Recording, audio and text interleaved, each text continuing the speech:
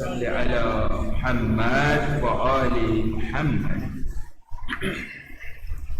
بسم الله الرحمن الرحيم.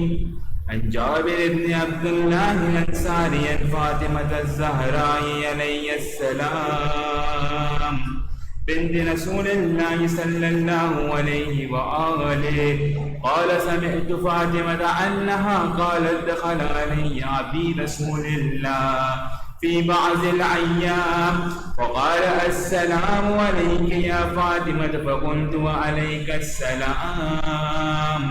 قال إني أجد في بدني زؤفا فقلت له أعوذ بالله يا أبتاه من الزؤف. فقال يا فاطمة ائتني بالكساء اليماني فغطيني به فأتيته بالكساء اليماني فغطيته به وسرت أنظر إليه وإذا وجهه يتلاءل كأنه البدر في ليلتي وتمامي وكماله فما كانت إلا ساعة وإذا بولدي الحسن قد أقبل وقال السلام عليك يا أماه فقلت وعليك السلام يا قرة عيني وثمرة فؤادي.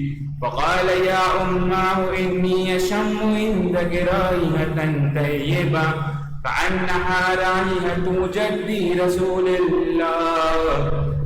فقلت نعم إن جدك تحت الكساء. فأقبل الحسن نحو الكساء وقال السلام عليك يا جداه يا رسول الله أتعزن لي أن أدخل معك تحت الكساء؟ قال وعليك السلام يا ولدي ويا صاحب حوزي قد عزمت لك.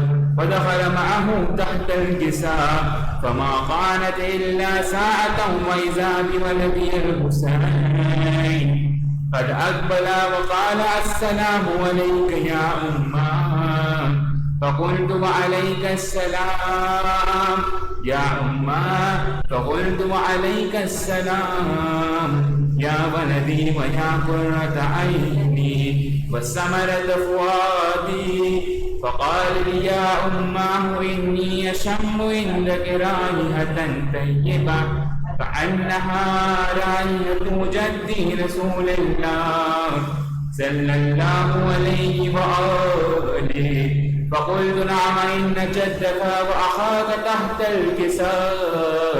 فدنا الحسين نحو الكساء وقال السلام عليك يا جداه السلام عليك يا من اختاره الله أتأذن لي أن أدخل معكما تحت الكساء؟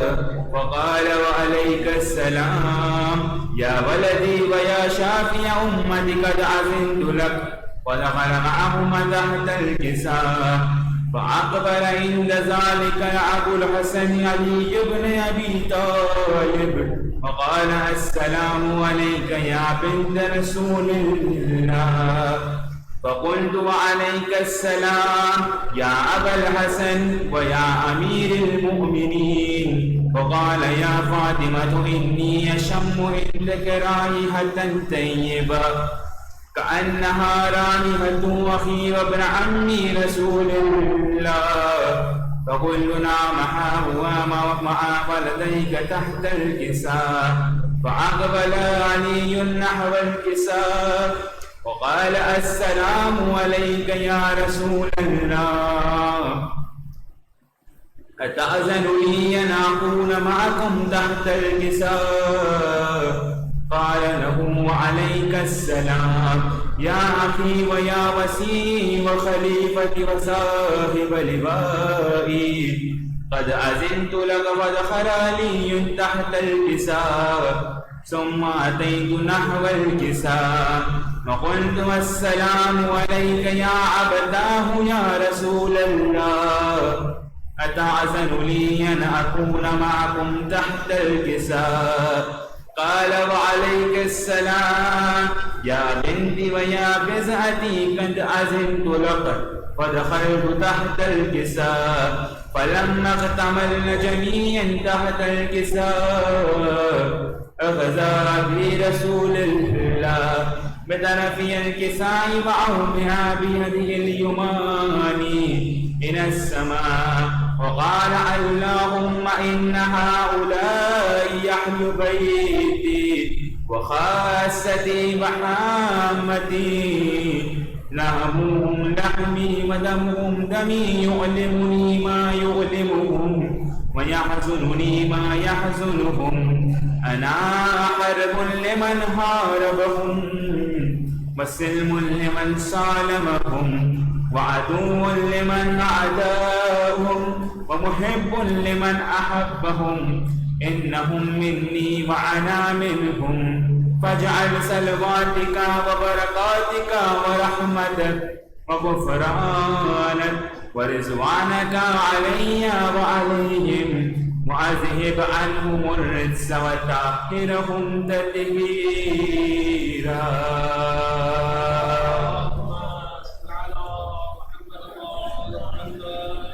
اللهم صل على محمد وآل محمد. وقال الله عز وجل يا ملائكتي ويا سكان السماوات إني ما خلقت السماء مبنيا ولا عرزا مرئيا ولا قمرا منيرا ولا شمسا مضيا ولا فلكا يدور ولا بحرا يجري ولا فلكا يسري إلا في محبته هؤلاء الخمسة وهؤلاء الذين هم تحت الكساء.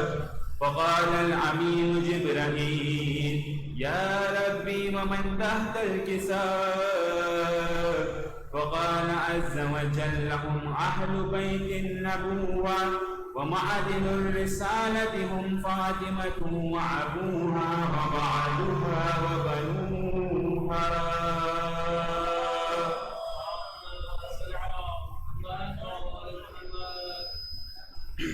اللهم صل على محمد وآل محمد. وقال جبرائيل يا ربي أتعزلني أن أهبط إلى العرش لأكون معهم سادسا؟ فقال الله نعم قد أذنت لك فهبط الأمين جبرائيل.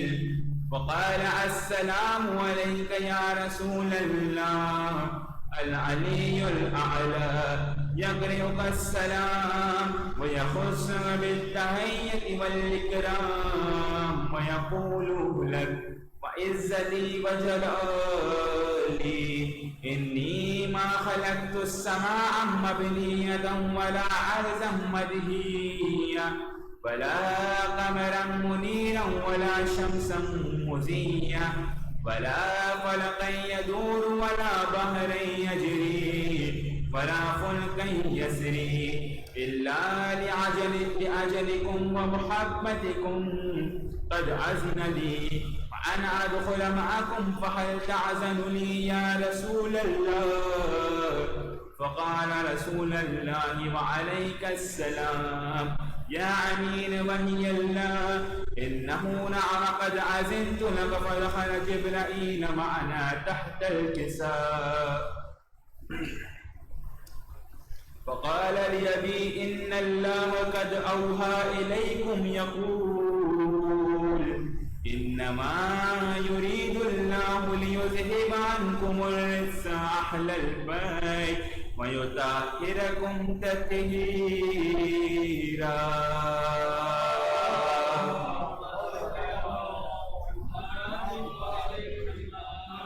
اللهم صل على محمد وآل محمد.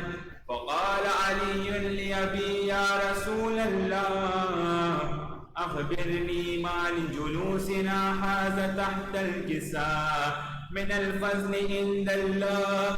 فقال النبي صلى الله عليه وآله والذي بعثني بالحق نبيا واصطفاني بالرسالة نجيا ما زغن خبرنا هذا في محفل من محافل أهل الأرض وفيه جمع من شيعتنا ومحبينا إلا ونزلت عليهم الرحمة وحفت بهم الملائكة واستغفرت لهم إلى أن يتفرقوا.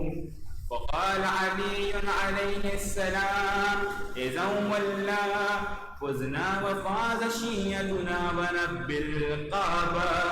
فقال أبي رسول الله صلى الله عليه وآله يا علي والذي بعثني بالحق نبيا واصطفاني بالرسالة نجيا ما ذكر خبرنا هذا في محفل من محافل أهل الأرض وفيه جمع من شيعتنا ومحبينا وفيهم محموم إلا وفرج الله هما ولا مغموم إلا وكشف الله غما ولا طالب حاجة إلا وكزى الله حاجتا. فقال علي عليه السلام إذا ولى فزنا وسئدنا وكذلك شيعتنا فازوا وسئدوا في الدنيا والآخرة ورب الكعبة.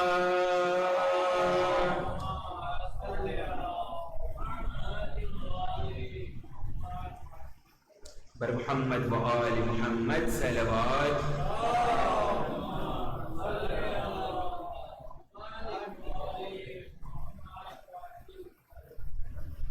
بار دیگر نعرے صلوات.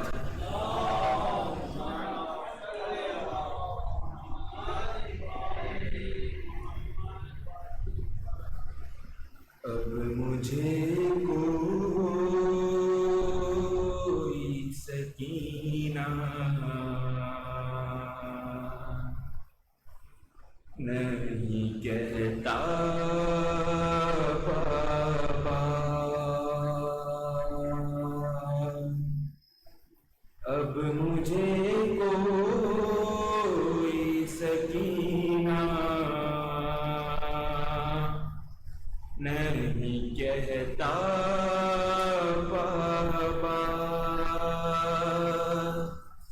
قیدی کہتا ہے کوئی،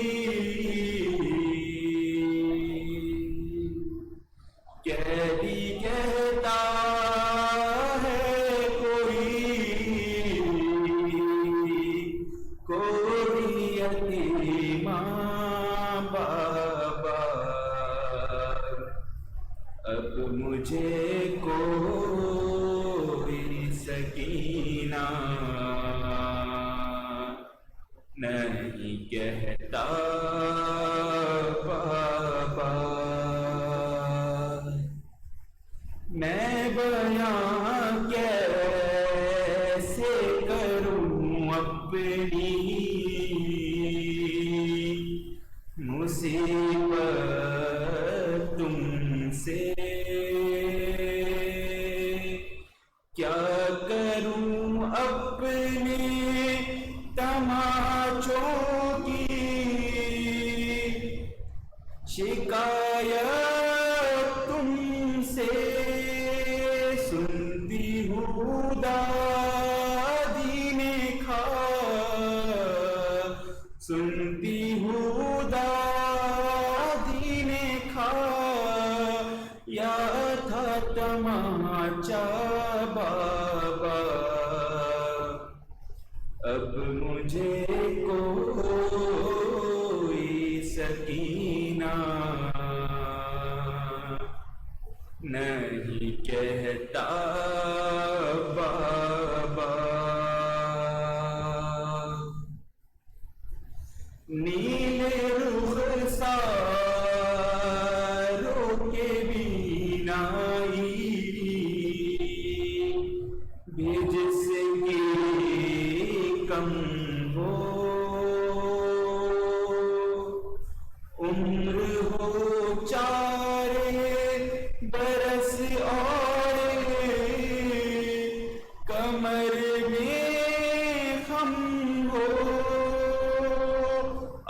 آپ نے دیکھی ہے کیا آپ نے دیکھی ہے کیا ایسی ضعیفہ بابا اب مجھے کوئی سکینہ نہیں کہتا بابا آپ تھے دور تو میں سارے ستم سہتی رہی رو پڑی کوفے کے دربار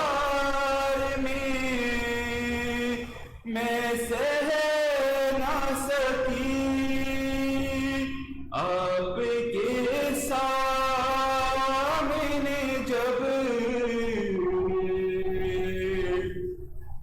آپ کے سامنے جب شمر نے مارا بابا اب مجھے کوئی سکینہ نہیں کہتا بابا میری آنکھوں سے بہ جاتے تھے آنسو اس دم ہاتھ بھی میں نے لگایا نہیں دادی کی قسم دینا چاہا تھا مجھے دینا چاہا تھا مجھے لوگوں نے صدقہ بابا اب مجھے کوئی سکینہ نہیں کہتا بابا اس گھڑی ڈھونڈ رہی تھی میں چچا جان کا سر کیسے بتلاؤں کہ کیا گزری تیری بیٹی پر ہے مجھ کو ظالم نے کمی ہے مجھ کو ظالم نے کمی زی میں جو مانگا بابا اب مجھے کوئی سکینہ نہیں کہتا بابا بر محمد و آل محمد صلوات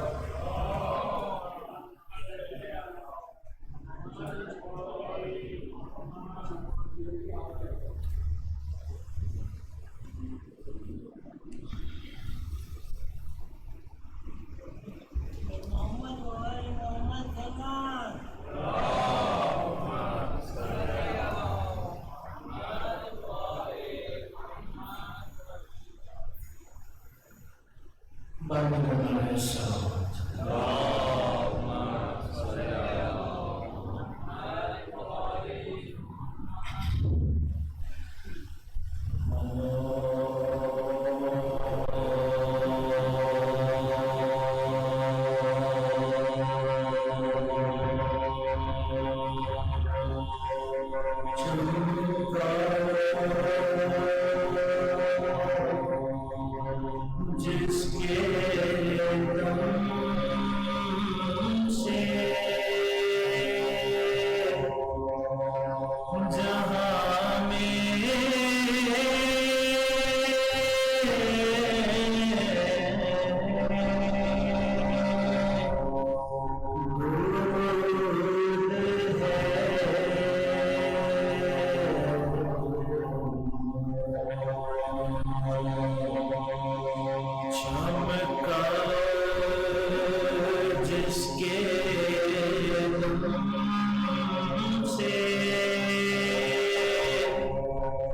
جہاں میں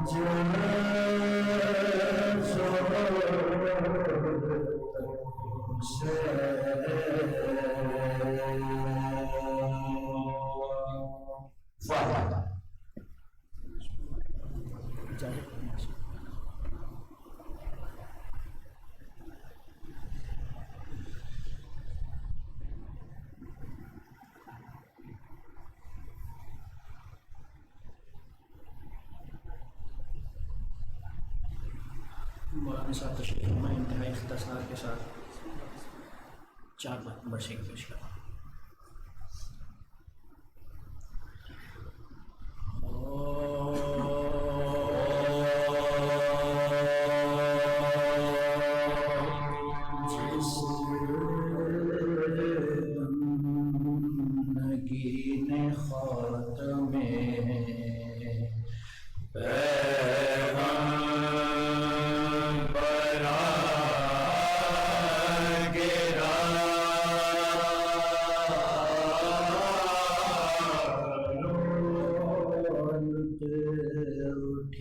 زمین سے امام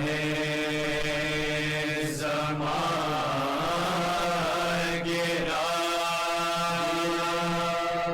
سب گروہ لیے برچیاں گرا،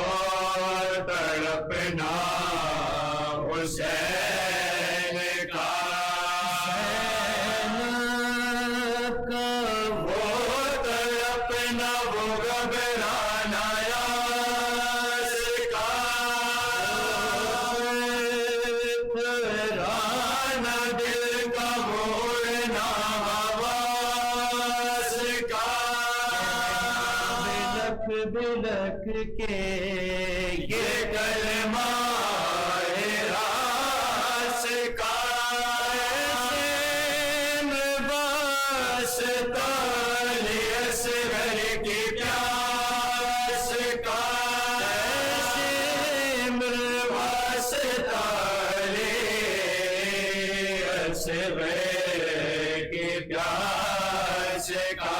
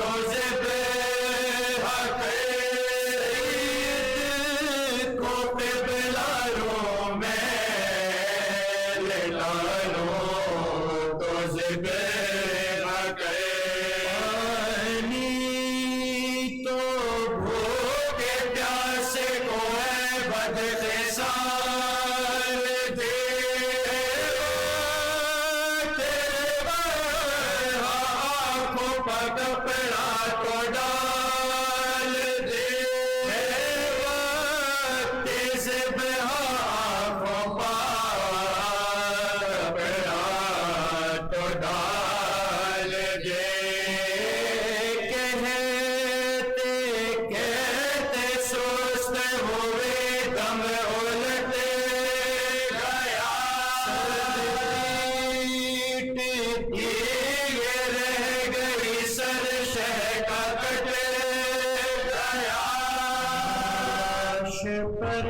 کسی کے جگر سب کا پٹ گیا ہے گلے میں ڈال کے لاشا لپٹ گیا گلے میں ڈال کے لاشا لپٹ گیا کی طرح تھی عاشق شاہ زمے بہے بھائی کہتی تھی لاشا بہے بھائی کہتی تھی لاشا بہے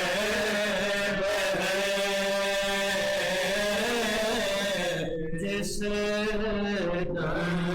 نگین خاتم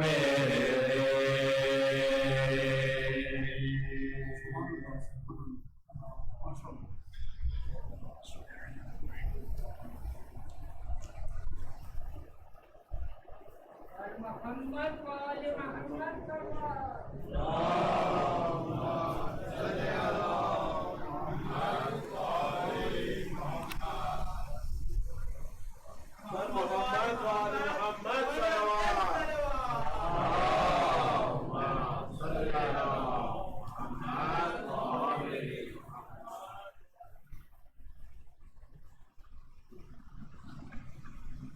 محمد وآل محمد صلوات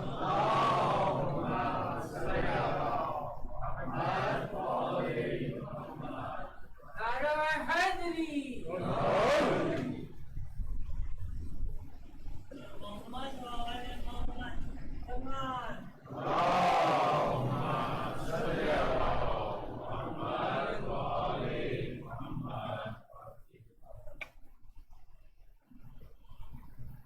محمد وآل محمد بلند الصلوات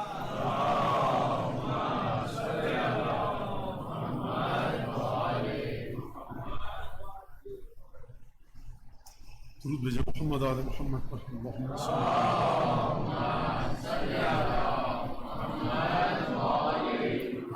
أعوذ بالله من الشيطان الرجيم بسم الله الرحمن الرحيم الحمد لله الذي جعل الحمد مفتاحا لذكره وسببا للمزيد من فضله ودليلا على آلائه وعظمته والصلاة والسلام على عبده وامين وحيه وخاتم رسله سيدنا ومولانا بالقاسم محمد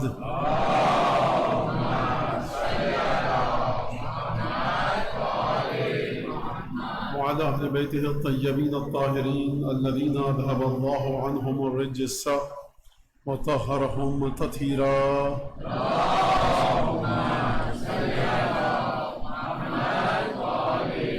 واللعن الدائم على أعدائهم أجمعين أما بعد فقد قال الله الحكيم في كتابه المجيد أعوذ بالله من الشيطان الرجيم قل لا أسألكم عليه أجرا إلا المودة في القربة سورہ شورى کی آیت مشہور و معروف آیت آیہ مودت جس میں پروردگار متعال فرما رہا ہے کہ میں تم سے حبیب کہہ دو کہ میں تم سے اے میرے امتیوں معاوضہ اس کا بدلہ اس کے عوض کچھ نہیں چاہتا. کس کا معاوضہ، کس کا بدلہ، کس کا عوض؟ کار رسالت کا، مگر یہ کہ میرے گھر والوں سے تم مودت کرو اور محبت کرو. کل اس بات پر گفتگو ہوئی کہ میرے گھر والوں سے مودت رکھو.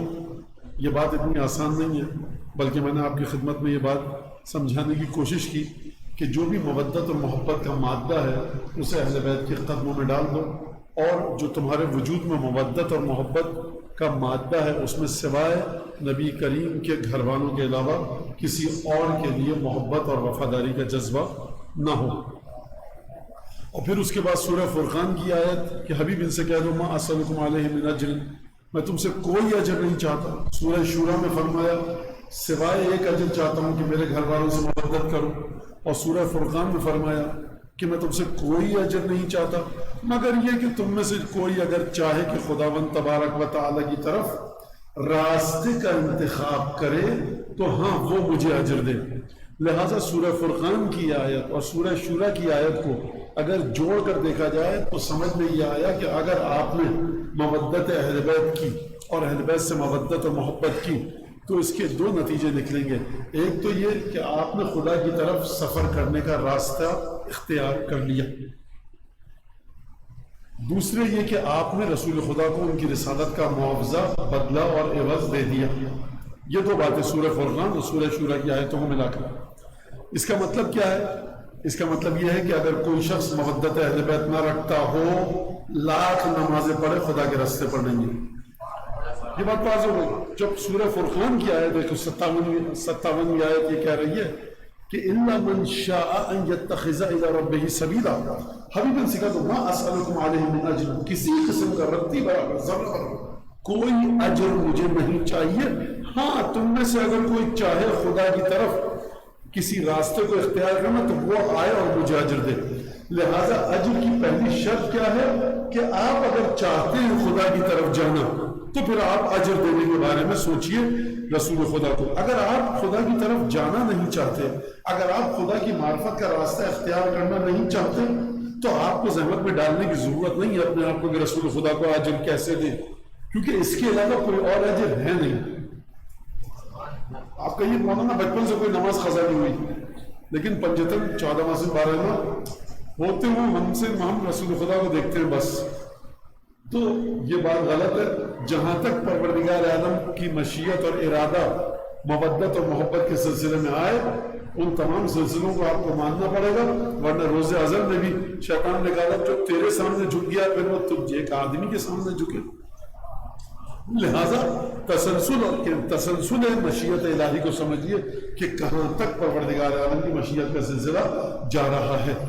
یہ بات اگر آپ کی سمجھ میں دو باتیں واضح ہو گئی، الا من شاء ان يتخذ الى ربه سبیلا. ایک تو یہ کہ آواز گونج تو نہیں رہی زیادہ، پیچھے والوں کو آواز آ رہی ہے صحیح؟ جی آ رہی ہے نہیں آ رہی؟ آ رہی. مجھے کوئی زیادہ گونجتی بھی لگ رہی ہے.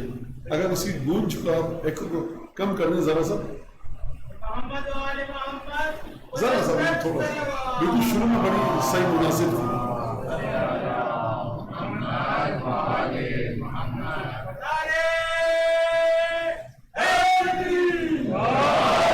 محمد و آل محمد بلند الصلوات.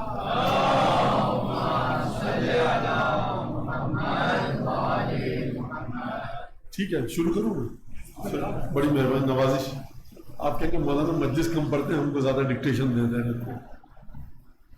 دیکھیے ایک ہی جگہ پر ہماری بات سنی جاتی ہے، وہ ممبر. بقیہ پھر تو قوم ہماری بات نہیں سنتی، لہٰذا یہیں پہ کہتے ہیں آواز کو اونچا کرو، نیچے کرو، ایک کو کم کرو، زیادہ کرو. تو یہاں سے یہ بات سمجھ میں آ رہی کہ الا من شاء ان يتخذ الى ربه سبیلا، جو چاہے کہ وہ پروردگار عالم تک راستہ انتخاب کرنا چاہے، راستے کو اڈاپٹ کرنا چاہے، الى ربه پروردگار تک جانے کا راستہ، تو وہ پھر جا کر رسول کو اجر دے. یا رسول اللہ خدا تک ہمیں جانا ہے، ٹھیک ہے اب اگر میں تم سے بات کرتا ہوں اجر کی، یا رسول اللہ کیا اجر دیں؟ جانا ہے خدا تک، مودت کرو آل کی. آپ نے توجہ کی؟ جانا ہے خدا تک، مودت ہے ان کی. تو یہ ہو کیسے گیا؟ جانا ہے خدا تک یعنی توحید تک، بنیاد یعنی شرک. انسانوں کے ذریعے خدا تک پہنچیے تو یہ ہوگا کیسے؟ تو بھائی بچوں کے لیے آسان سی بات کر کے بات کو ختم کروں. بھائی خدا تک آپ پہنچتے ہیں کس کے ذریعے؟ اعمال کے ذریعے اور عقائد کے ذریعے. عمل کرنا کیسے؟ ان سے پوچھئے کہ جن کا عمل سب سے بہتر.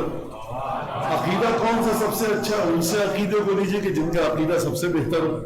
تو عمل بھی آپ کا اہل بیت کی طرح کا اور عقیدہ بھی آپ کا اہل بیت سے لیا ہوا، تب جا کر آپ خدا تک پہنچ سکیں گے. تو اب دوسری طرف جانے کی ضرورت میرے خیال سے ہے نہیں. جب میں نے یہ کہہ دیا کہ جو اجر دینا چاہے تو وہ کیا کرے؟ خدا تک جائے. نہیں، جو خدا تک جانا چاہے گا وہ اجر دے گا. اور پھر اس کے بعد اگر جانا چاہو گے خدا تک اجر دو گے تو آل سے مودت کرو. یہ بات یہاں پر ختم ہو گئی. اب یہاں پر جو یہاں کے جو کوئی بھی صاحب تھے، میں نام بھی جانتا ہوں، بندہ خدا کا، بندہ مومن کا، انہوں نے مجھ سے ایک آدھ موضوعات کہے، میں نے کہا دیکھیں پہلے عشر میں فضائل، دوسرے عشر میں فضائل، تیسرے عشر میں فضائل، یہ زندگی کا ڈھنگ جو اہل بیت نے سکھایا یہ کب ہم سیکھیں گے؟ یعنی میں نماز پڑھوں، میں روزہ رکھوں اور میرے گھر جو ہے وہ اہل بیت کے مطابق نہ چلے. امیر المومنین اگر میرے گھر میں ظلم ہو رہا ہے، ظلم کا مطلب یہ نہیں 5 لوگوں کی گردن کاٹیں آپ یا ہزاروں لوگوں کے موبائل چھینے، میں جا کر جیب کترا بن جاؤں، نعوذ باللہ. ظلم کا مطلب یہ نہیں ہے کہ میں کسی کے گھر میں نقد لگا کر اس کا روپیہ پیسہ زیورات چوری کر لوں. ظلم یعنی جو کام مجھے کرنے کا حق نہیں ہے میں کسی دوسرے انسان سے وہ کام طلب کروں. جب تک یہ ظلم ہوتا رہے گا، امیر المومنین نے مالک اشتر کو جو خط لکھا ہے نہج البلاغہ میں، وہاں پر مولا کائنات نے مالک اشتر کو مخاطب کر کے ایک جملہ کہا ہے اپنی طرف سے، اور ایک جملہ کہا ہے مالک اشتر کو مخاطب کرتے ہوئے، فرمایا کہ فَإِنِّي سَمِعْتُ رسول اللہ فی غیر موطن یا فی مواطن، میں نے رسول خدا کو ایک سے زیادہ 10 دفعہ یہ کہتے ہوئے سنا ہے. رسول کی حدیث نقل کی. اور دوسرا مالک اشتر کو جو خط لکھا اس کے شروع میں جناب امیر المومنین نے یہ جملہ لکھا کہ وَلَيْسَ شَيْءٌ أَدْعَى إِلَى تَعْجِيلِ نِقْمَةِ اللَّهِ وَتَغْيِيرِ نِعْمَتِهِ مِنْ إِقَامَةٍ عَلَى ظُلْمٍ فَإِنَّ اللَّهَ سَمِيعُ دَعْوَةِ الْمُضْطَهِدِينَ. اس جملے کا ترجمہ بہت آسان ہے لیکن بہت مشکل بھی ہے، میں آپ کو سمجھاتا ہوں. فرمائے دیکھو یاد رکھنا مالک اشتر، مالک اشتر عجیب انسان ہے، عجیب شخصیت ہے مالک اشتر کی. جب امیر المومنین کو خبر ملی، یعنی مالک اشتر اگر آپ اہل بیت کو چھوڑ دیں اور آپ حضرت ابوالفضل عباس جیسی شخصیت خانوادہ نبوت سے باہر جا کر تلاش کرنا چاہیں کہ جو اعتماد امیر المومنین کو امام حسن امام حسین پر ہے، جو اعتماد امیر المومنین کو حضرت ابوالفضل عباس پر ہے، خاندان سے باہر نکل کے کن لوگوں پر ہے تو مالک اشتر کا نام سر فہرست آئے گا. یہ بات میں کوفے کی کر رہا ہوں، آپ میں سے کوئی پوچھے گا پھر سلمان کہیں گے، مقداد کہیں گے، تو یہ شہید ہو چکے ہیں. شہید ہونے والے سب سے آخری قابل اعتماد ترین ساتھیوں میں مالک اشتر ہے. کہ یعنی مالک اشتر وہ شخصیت ہے کہ جب جناب حضرت محمد ابن ابی بکر جب انہوں نے خط لکھا کہ بصر ابن ابی ارطاد دمشق سے چلا ہے اور ایک خون کی ندیاں بہا دی ہیں اس نے اور مجھ سے مصر قابو میں نہیں آ رہا میرے، تو آپ خود جناب محمد ابن ابی بکر نے جو خط لکھا ہے نہج البلاغہ میں وہ پڑھیے، اور پھر اس کے بعد مولا کائنات نے ان کو کیا ہدایات دی. یعنی یہ جو میں نے گفتگو شروع کر دی بڑی تکلیف دہ گفتگو، دردناک ترین گفتگو ہے امیر المومنین کی خلافت کے 5 سال، واقعا بڑا عجیب. تو مولا کائنات نے 2 دفعہ محمد ابن ابی بکر کو مزاحمت کا سامنا کرنا پڑا، شورش کا، بغاوت کا سامنا کرنا پڑا مصر میں. پھر اس کے بعد امیر المومنین نے کہا کہ ٹھیک ہے میں مالک اشتر کو بھیجتا ہوں. تو مالک اشتر کو ایک اور جگہ کی گورنری تھی وہاں سے بلایا اور پھر اس کے بعد بھیجا، اور جو خط لکھ کر بھیجا 3 خط ہیں مولا کائنات کے نہج البلاغہ میں. 2 مصر کے لوگوں کے نام لکھے امیر المومنین نے اور ایک مالک اشتر کو لکھ کر دیا کہ مالک یہ تمہارے لیے، اس کو پڑھ کر مصر پر حکمرانی کرنا. اور 2 خط لکھے ہیں مولا کائنات کے نہج البلاغہ میں جو مصریوں کو لکھے ہیں کہ تمہارے پاس میں کس کو بھیج رہا ہوں. توجہ ہے آپ کی؟ 2 خطوط میں مخاطب کیا خود اہل مصر کو اور ایک خط دیا مالک اشتر کو لکھ کر. وہاں پر لکھا ہے کہ مجھے جس کی تم سے زیادہ ضرورت ہے نا اس کو میں تمہارے پاس بھیج رہا ہوں. مجھے خوشی ہوئی جس طرح سے آپ نے جملوں کو سنا. اس کا مطلب ہے کہ ذرا سا آپ کا ڈھنگ اچھا ہے علی بن ابی طالب کی معرفت کا. یعنی جس مقام پر آوازیں آپ کی واہ واہ سبحان اللہ کی آ جائیں اس کا مطلب ہے خوشی ہوئی. نوجوان بچوں میں ہے کچھ معرفت کے جراثیم، اس کا مطلب ہے. اور پھر جب محمد ابن ابی بکر کو شہید کیا گیا اور اس کے بعد جب مالک اشتر کو شہید کیا گیا، شہادت کی داستان بھی بڑی عجیب ہے. تو فرمایا کہ مالک اشتر کی موت پہ جتنا، یہ محمد ابن ابی بکر اور مالک ابن اشتر دونوں کی شہادتوں پہ تقریباً ایسے جملے ارشاد فرمائے کہ مالک وما مالک، مالک، اور تمہیں کیا پتا مالک کون تھا؟ لو کان جبلا لکان فندا و لو کان حجرا لکان صلدا. اگر مالک پتھر ہوتا تو بڑا سخت پتھر ہوتا، اور اگر پہاڑ ہوتا تو بڑا اونچا پہاڑ ہوتا.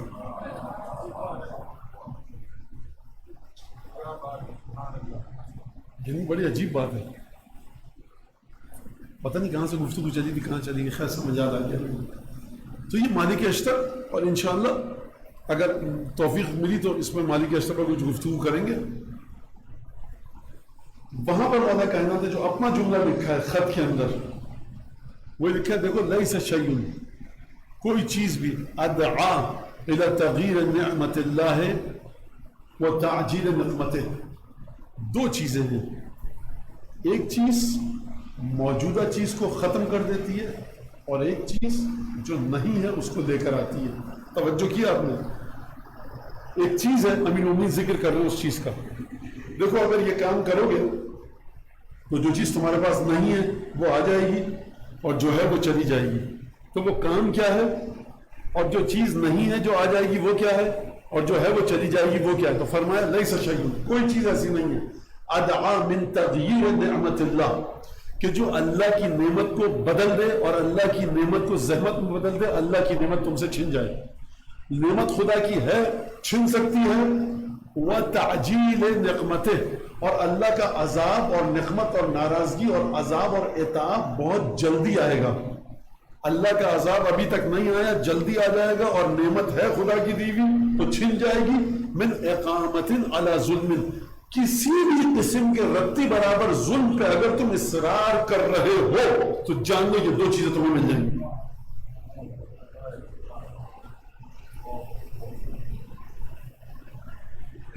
سب سے بنیادی چیز کیا ہے امام جماعت کے لیے؟ عدالت. مرج تقدیر کے لیے شرط کیا ہے؟ عدالت، عادل ہونا. جو شخص خدا کی مخلوق کے ساتھ عدل نہیں کر سکتا وہ خدا کے ساتھ کیا خاک عدل کرے گا؟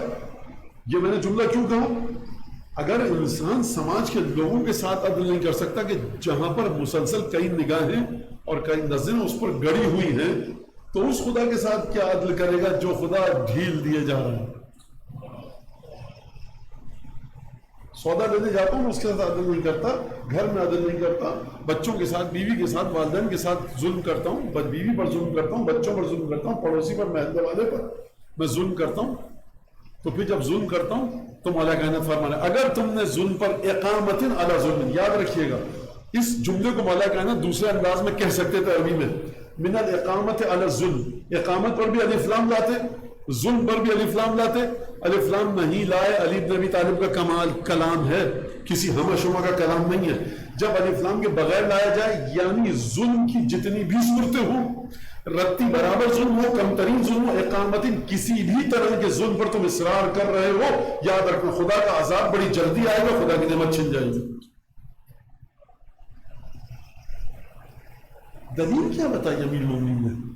دلیل سنیے تب پتہ لگے گا آپ کو کہ امیر المومنین کا علم، یعنی یہ تو گستاخی مولا کی شان میں کہنا کہ امیر المومنین کا علم یا ہماری کیا اوقات، لیکن واقعا لگتا ہے کہ امیر المومنین کس طرح سے چیزوں کو سمیٹ کر دو جملوں میں کوزے میں دریا کو بند کر رہے ہیں. اسے کہتے ہیں کہ امیر الکلام. وہ جو مولا کائنات نے کہا نا کہ ہمارے گھروں میں کلام کی جڑیں ہماری یہاں سے اگتی ہیں، اور تحدلت غصونہ، اور کلام کی شاخیں ہمارے صحن میں لٹک رہی ہیں. یعنی ہم ہیں عمراء الکلام، کلام کے امیر ہم ہیں. میں کہوں گا یا علی آپ ہر چیز کے امیر، کلام پہ کیا موقف؟ درود بھیجیے امیر المومنین کی بارگاہ میں.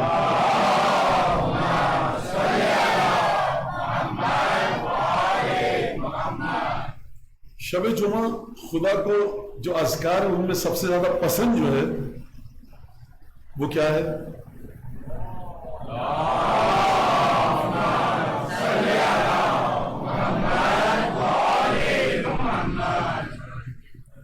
لہذا بنیادی ترین چیز ظلم، اس سے انسان اپنے آپ کو نجات دے، بڑی اہم چیز ہے. ظلم انسان کی عبادتوں کو ضائع کر دیتا ہے.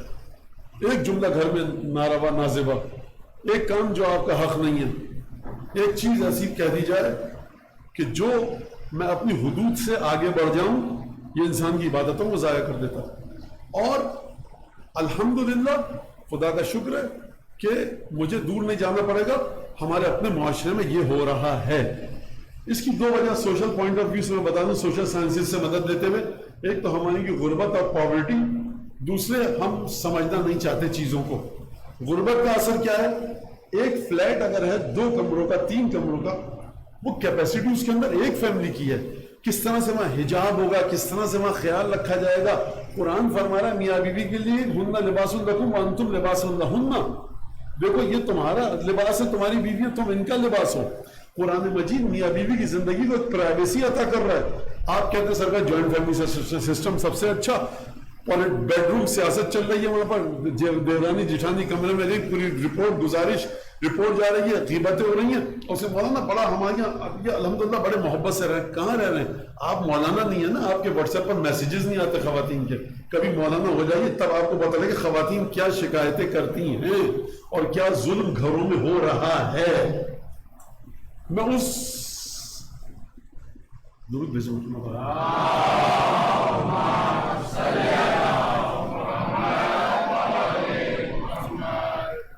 یعنی ایک ظلم ہے۔ دیکھیے جو خاتون پردہ نہیں کرنا چاہتی نہ کرے، اختیار ہے، شوہر بھی خوش وہ بھی خوش، ٹھیک ہے، قبر میں قیامت میں جواب دے گی۔ میں جسٹیفائی نہیں کر رہا، میں نہیں کہہ رہا جائز ہے، ٹھیک ہے، کوئی مسئلہ نہیں۔ مشکل یہ ہے کہ بیوی لڑکی بیچاری گھر میں گئی ہے، دین کے مطابق عمل کرنا چاہتی ہے۔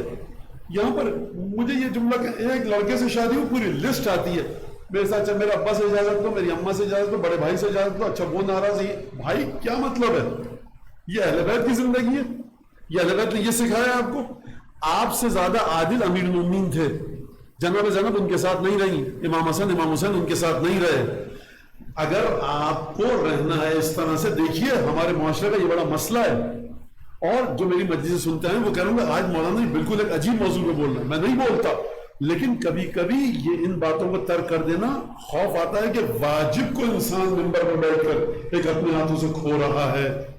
تو سب سے پہلی بات ہمارے معاشرے میں ایک بیماری، ایک بھائی کما رہا ہے، باقی 2-3 بھائی ان کی سمجھ میں مولانا بزنس کرنا ہے، بزنس کیسے کرو گے، گھر کیسے چل رہا ہے، بھائی ہے فلاں جگہ پر 7 سمندر پار، آپ سے کس نے کہا کہ یہ زندگی صحیح ہے؟ ملعون من کل نفسہ والا غیر ہے، لعنت ہے خدا کی اس کے اوپر جو اپنے پورے وجود کو دوسرے کے اوپر ڈال دے۔ نکلیے گھر سے، محنت کیجئے، کام کیجئے، ہاتھ پیر چلائیے۔ من باتا کا دن رزق ہی، جو شخص آئے اور وہ تھکا ہوا آئے اور تھکے ہوئے آنے کے بعد تکیے پر سر رکھ کے سوئے، طلب رزق حلال میں گیا ہو، رسول خدا فرماتے ہیں وہ رات میں جب تکیے پر سر رکھ کے سوئے گا اس کے گناہ معاف ہو جائیں گے۔ یہ تھک کر آیا رزق حلال کے لیے، تھک کر آیا رزق حلال کے لیے، نہیں ملا اس کو اتنا رزق، تکیے پر سر رکھ کر سو گیا، رسول خدا فرماتے ہیں اس کے گناہ بخش دیے گئے۔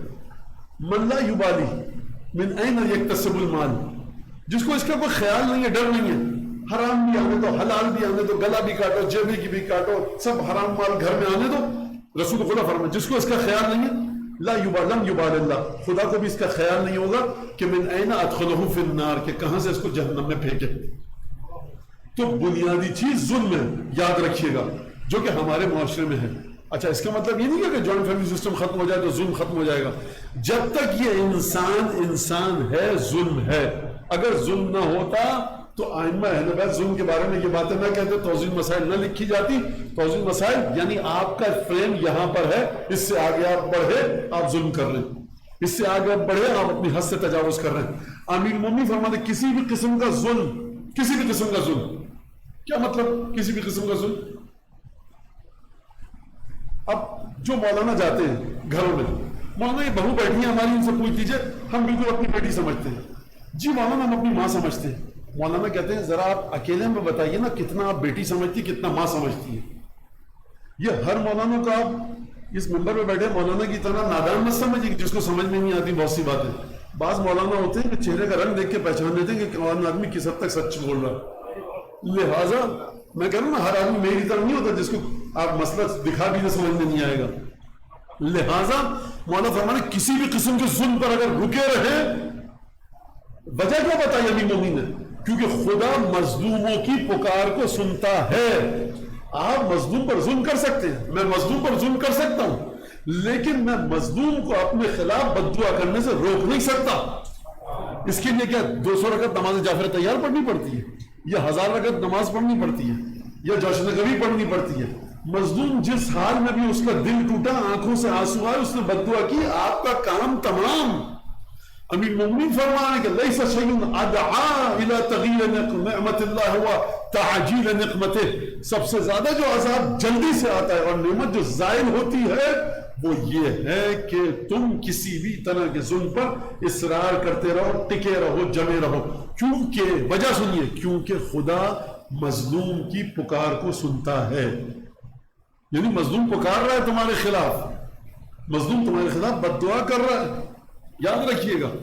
تو لہٰذا اب ائمہ کی سیرت سے ایک جملہ، امام کے سامنے جب بھی دو راستے آئے، یا ظالم بن جائے یا مظلوم. آپ کے مولانا امام عدل کرتے، عدل کا ہمیشہ عدل کا اختیار عادل کے پاس نہیں ہوتا ہے، جو مد مقابل ہے وہ آپ کے لیے آپشن نہیں چھوڑتا. ہر کا لشکر آیا، محرم کا مہینہ، 2 محرم امام حسین کربلا میں اترے.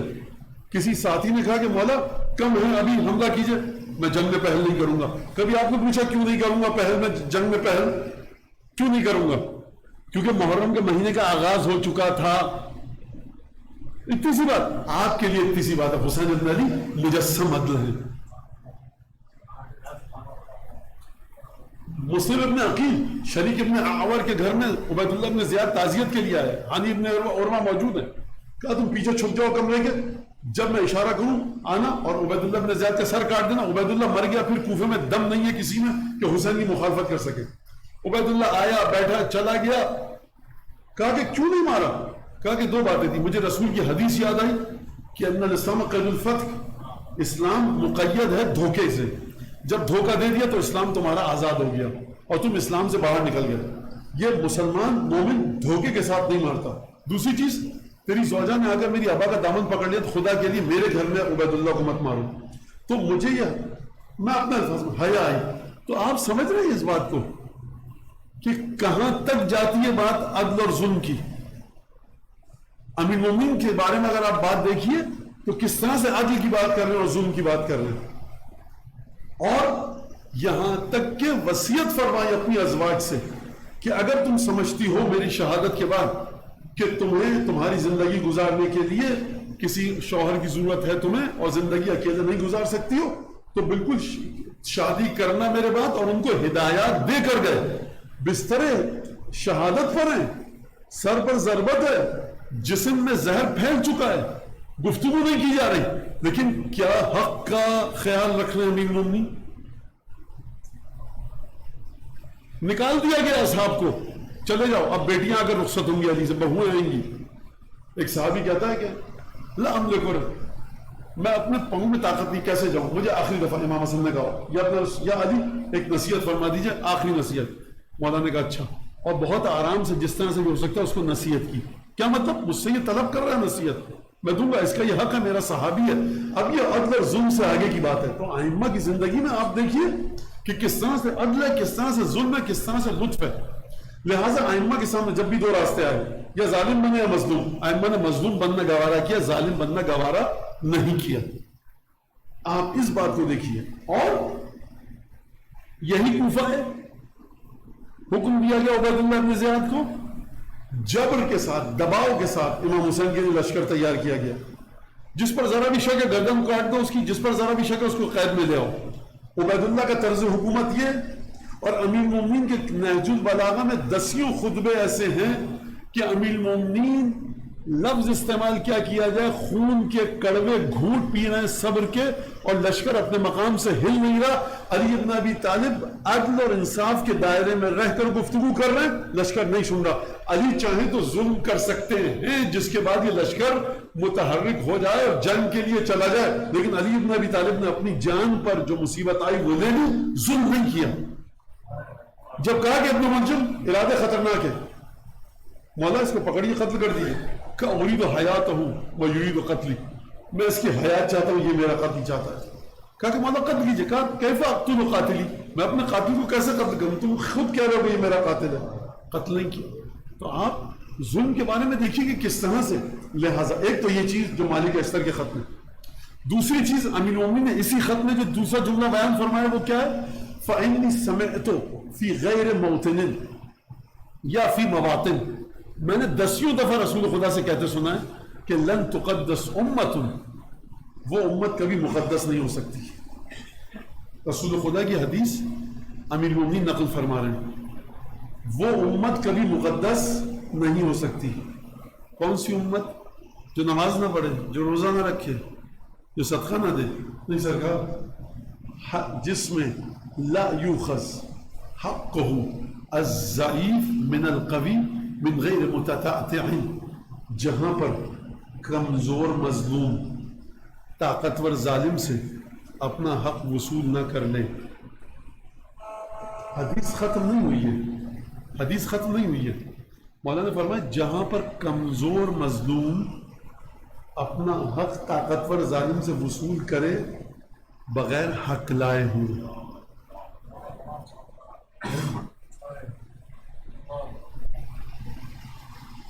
میں آپ کے جوتے پہ چڑھ جاؤں، آپ 4 دفعہ سوچیں گے مولانا سے کہوں کیسے برا نہ لگ جائے، ناراض نہ ہو جائے، کچھ میں اگر مجلس میں میرے خلاف کچھ نہ بول دوں کہ فاطمہ کوآپریٹو کے مومنین ایسے ہیں ویسے ہیں، آپ ڈریں گے.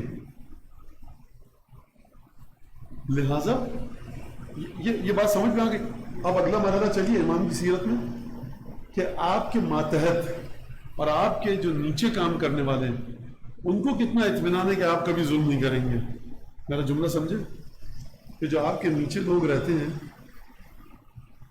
ان کو کتنا اطمینان ہے آپ پر کہ آپ کبھی ظلم نہیں کریں گے.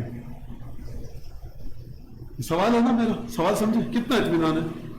میں ایک جگہ کا فرض کیا کہ ڈائریکٹر ہوں، جنرل مینیجر ہوں، میرے مینیجر ہیں، سپروائزرز ہیں، لیبر ہے، جو بھی ہے، وہ کتنا میری جانب مطمئن ہے میرے حوالے سے. ارے نہیں، ہمارے جی ایم صاحب یہ نہیں کر سکتے. ایک سوال ہے نا یہ. دوسرا جملہ یہ ہے کہ بھائی یہ کام کرے، جی ایم صاحب اب کچھ بھی کریں گے اللہ جانتا ہے، جو منہ میں آئے گا بولیں گے. یعنی کیا مطلب، ہیں تو نہیں فرعون کے زمانے کے، لیکن ہے فرعونیت، جو منہ میں آئے گا بولیں گے. اور جو لفظ غلیظ ترین آئے گا بہت آرام سے کہہ دیتے ہیں، ان کو کوئی حیثیت ہی نہیں ہوتی. یاد رکھیے گا جو اپنے سے نیچے والوں سے اس حدود کو عبور کرتے ہوئے گفتگو کرتا ہے کہ جس کو اس کا حق نہیں ہے، تو یاد رکھیے فرق صرف اتنا ہے کہ وہ انسان اپنے الفاظ کا اظہار کر دیتا ہے، جو ماتحت ہے آپ کا وہی الفاظ دہرا رہا ہے دل میں. تو اب میں کیا یہ فلسفیانہ حوالے سے بات کروں کہ یہاں پر کوئی فرق نہیں ہے اس میں اور اس میں. جس بیچارے نے اس بات کو برداشت کیا، جو بالا تر درجے پر ہے، اس کے منہ سے وہ الفاظ نکل آیا، اور میرا جو نوکر تھا وہ دل میں اس نے وہ الفاظ مجھے کہے، مجھ تک نہیں پہنچے. تو عزت نہیں ہے ایسے انسان کی. لہذا کس حد تک آپ کو اطمینان ہو آپ کے ماتحت کو کہ یہ جو میرے افسر صاحب ہیں مجھ پر ظلم نہیں کریں گے. امام سجاد نے کئی دفعہ اپنے غلام کو بلایا، نہیں آیا، دیکھا ڈیوڑی پہ سو رہا ہے دہلیز پہ. اب امام سجاد غلام میں کیا کرے؟ ایک تو طریقہ یہ کہ ٹھوکر مارے، نعوذ باللہ، یہ شان امام سجاد نہیں، شانہ ہلائیں، آواز دیں. کیا کیا؟ پنکھا جھلنے لگے. پنکھا کیوں جھلا؟ کہ اڑ بھی جائے اذیت بھی نہ ہو. یہ تو میں کہتا ہوں فرشتے بھی واقعا شرما جائیں اس ادا پر امام سجاد علیہ السلام.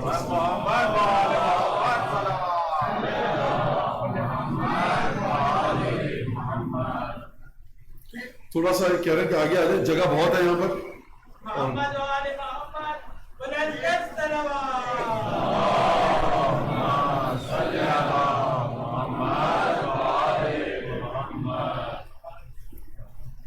جانواں سے بیٹھنے میں بھی کوئی شرم اشکال نہیں ہے، آپ بے فکر ہیں، میری ذمہ داری ہے. محمد و آل محمد صلوات.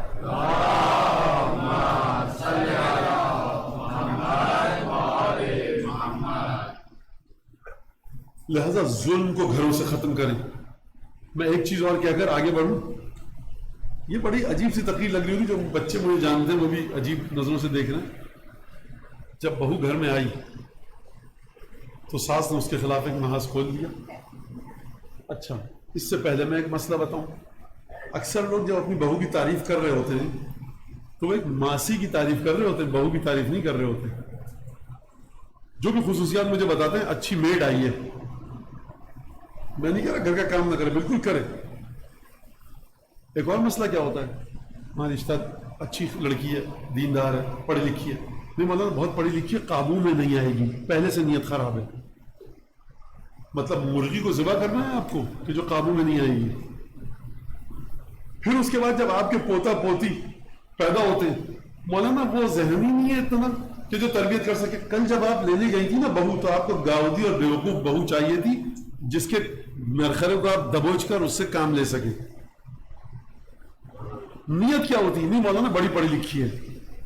ہمارے ایک تو یہ ہوتا ہے کہ ہم سے میچ نہیں کرے گی، دوسرا ہوتا ہے کہ ہمارے قابو میں نہیں آئے گی، ہمارے بچے کو چلائے گی. تو پھر اس کے بعد آپ نے خود ایسی بہو لے کر آئے کہ جو کم پڑھی لکھی ہو، جس کو دنیا کا پتہ نہ ہو. جب آپ کے پوتا پوتی پیدا ہوئے، بھائی ان کو پڑھاؤ لکھاؤ.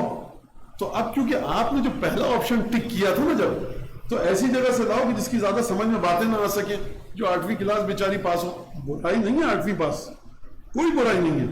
برائی یہ ہے کہ انسان حرام کو نہ سمجھے، واجب کو نہ سمجھے، کردار اچھا نہ ہو.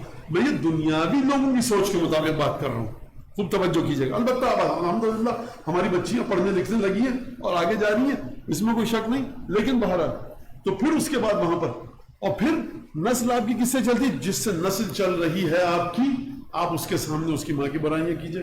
وہاں سے پھر کبھی بہو آپ کی برائیاں کرتی ہے، تو جہاں پر ساس کو زیادہ طاقت ہوتی ہے وہ وہاں بہو کو رگیت کے رکھ دیتی ہے، جہاں بہو طاقتور ہوتی ہے وہ وہاں ساس کو رگیت کے رکھ دیتی ہے. تو یہ جو ظلم ہو رہا ہے نا سرکار، یہ نہیں آ سکتی نسل ایسی جو نیک و طیب و طاہر ہو. من اقامت علی ظلم. دوسری چیز وہ جو بیچارے جو غربت کا شکار ہیں، جن کے حالات خراب ہیں، جو بڑا گھر نہیں رہ سکتے، صحیح ہے ٹھیک ہے. یہاں پر بھی کمیونٹی کے مخیر فلنتھراپسٹ پیسے والوں کو آگے آنا چاہیے. پیسے کا کام صرف یہ نہیں کہ آپ امام باڑے کو دریاں دیں، پیسے کا کام صرف یہ نہیں ہے کہ آپ برہنہ کو کپڑے دیں. پیسے کا مطلب یہ نہیں کہ آپ صرف جا کر مسجد کے اندر فرش بنوا دیں، وضو خانہ بنوا دیں. پیسے کا مطلب یہ ہے کہ طہارت کے جہاں جہاں موارد ہیں وہاں پیسہ خرچ کیجیے.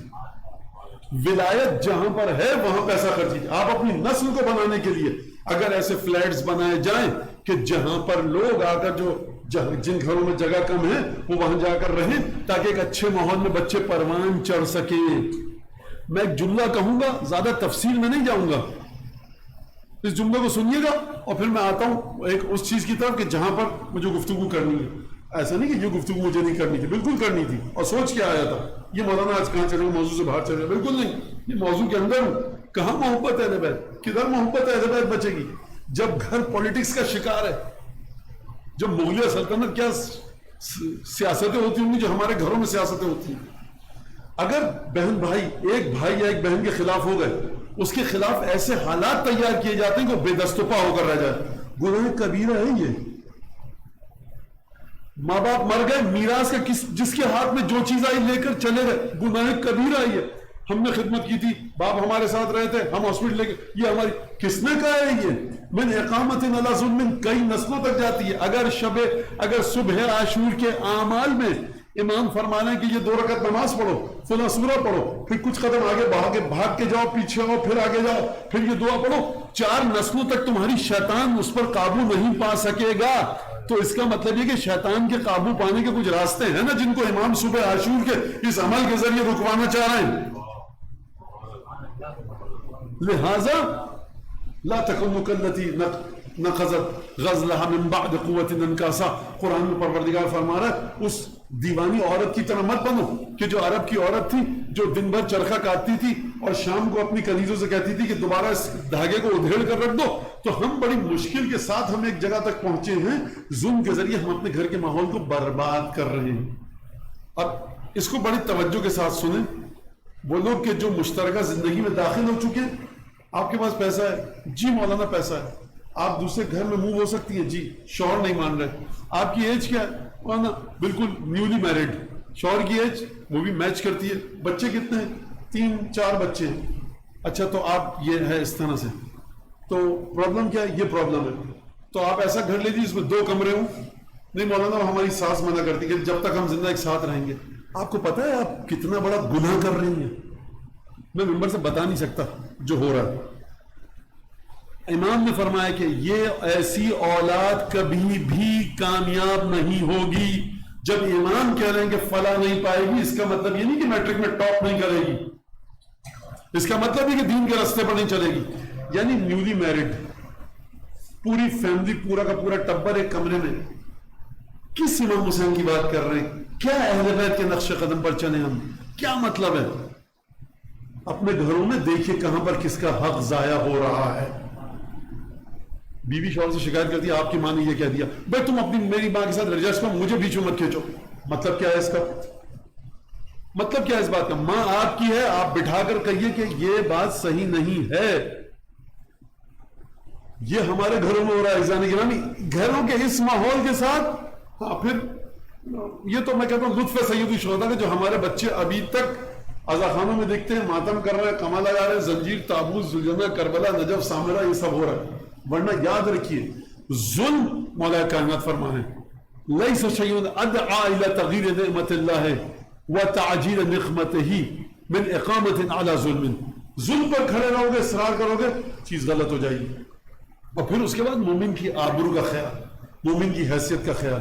آپ کی بہو کا آپ کے ساتھ مسئلہ ہے، آپ کی ساس کا آپ کے ساتھ مسئلہ ہے، حق نہیں ہے آپ اپنے میکے میں جائیں پورے کے پوری ہسٹری کو، تاریخ کو کھول دیں. حق نہیں ہے اگر آپ کا آپ کی بہو کے ساتھ مسئلہ ہے تو آپ سب کے سامنے بتائیں. کس کے سامنے کس طرح سے بات کرنی ہے؟ ائمہ نے سکھایا ہے کہ اپنے بچوں سے جب بات کرو عزت کے ساتھ بات کرو، احترام کے ساتھ بات کرو، مہمان کے سامنے بات کرو، بیوی سے، زوجہ سے، والدین، بچوں کے ساتھ. یہ تمام کی تمام چیزیں محبت اہل بیت کا مطلب یہ ہے کہ آپ کی روح، آپ کے اعمال، آپ کے افعال اہل بیت کی تعلیمات کے مطابق ہیں. اب آئیے اس تمہید کے بعد کہ جو میں آپ کے سامنے پیش کرنا چاہ رہا ہوں، امام سجاد علیہ الصلوۃ والسلام.